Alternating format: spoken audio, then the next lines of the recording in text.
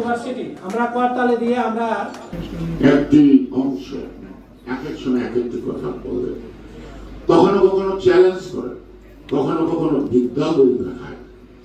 এই শক্তিটা পায়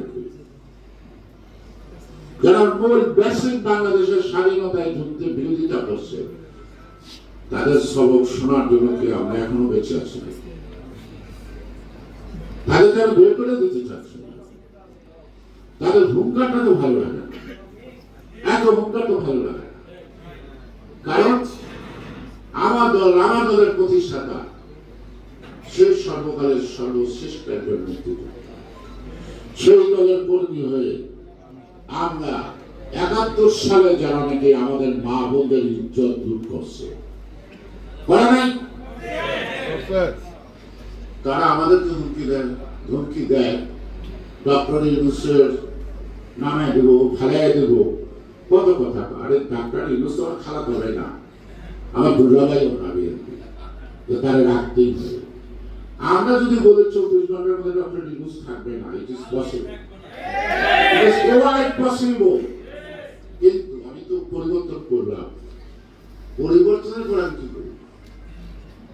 আমার তো লক্ষ্য নির্বাচন, জনগণের ভোটাধিকার।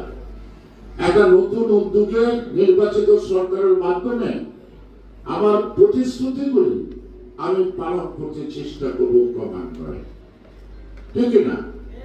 ইউনূসের ফালা দিলাম গেল, হাসিনা দিল্লিতে রয়েছে, ইউনূস জানে আগে জায়গায় করে থাকবো, তারপরে নির্বাচনটা কে করবো, তারপরে কোন অবস্থার মধ্যে আসে সে কথা আমাদের ভাবতে হবে।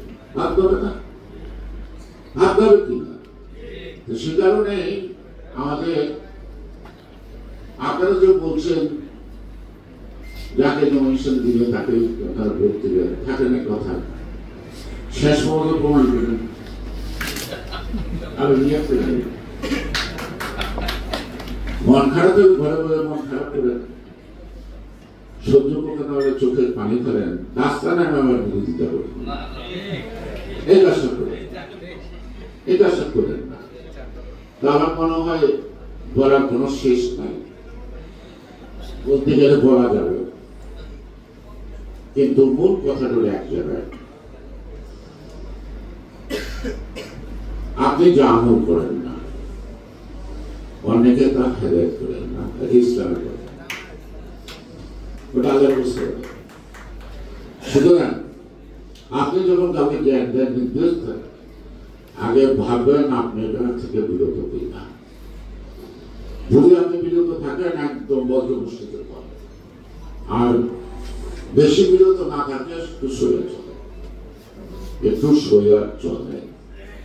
কারণ আমরা যারা অর্জন করছি, আমাদের বিভিন্ন স্তরের লোকজন যতটুকু বিসর্জন দিচ্ছে, তা নয় বিএনপি চোখ বন্ধ করে মার্কা খারাপ করে ফেললেও ধানের শীষ ৩০০ থেকে ৩০০ আসতো।